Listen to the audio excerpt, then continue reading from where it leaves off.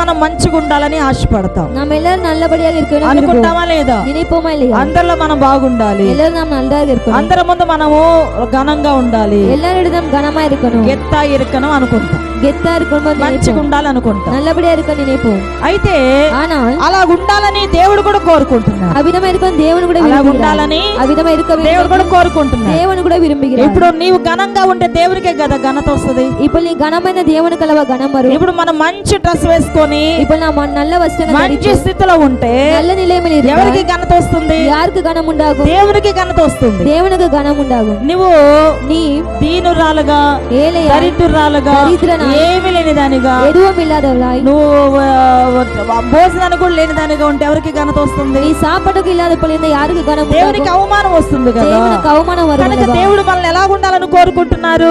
தேவன் நம்ம எவ்விதமா இருக்க விரும்புகிறார்? మనము మంచి స్థితిలో ఉండాలి, நாம் ஒரு நல்ல நிலைமையில இருக்கணும், ఘనముగా ఉండాలి. கனமா இருக்கணும். లోకంలో భూమి మీద ఉన్న సమస్త జనముల కంటే பூமியில சகல ஜாதிகளிலும் నీవు హెచ్చుగా ఉండాలి, உன்னை மேன்மையாக வை.